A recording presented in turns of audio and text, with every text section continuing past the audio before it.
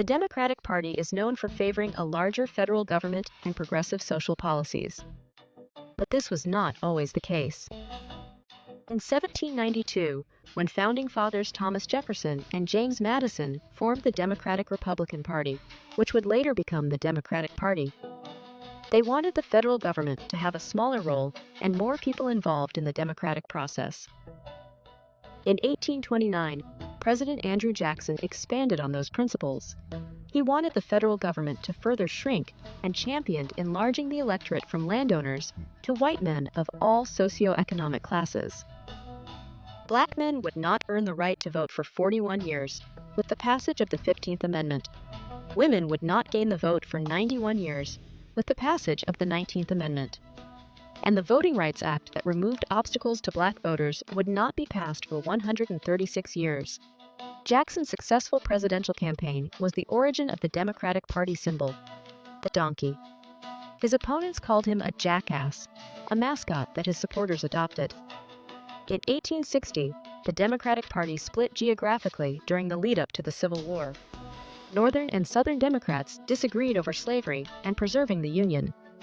When the South lost the Civil War in 1865, the Democratic Party lost its national prominence for several generations, while the Republican Party of President Abraham Lincoln dominated the political landscape. By 1912, when the first Southern Democrat since the end of the Civil War was elected president, the party became more progressive.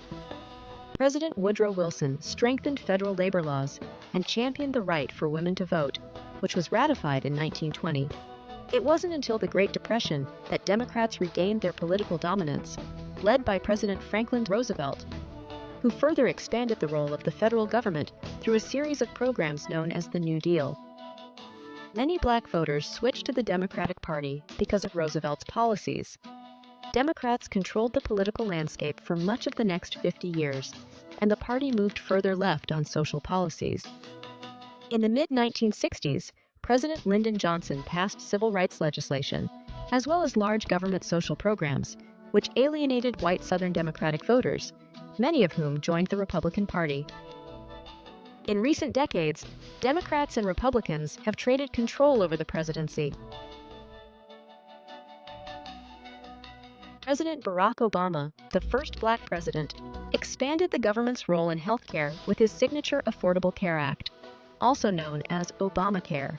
When President Joe Biden came to office during the COVID-19 pandemic, he and lawmakers passed a $1.8 trillion COVID-19 relief package, a $1.2 trillion infrastructure bill, and a further $369 billion for climate initiatives.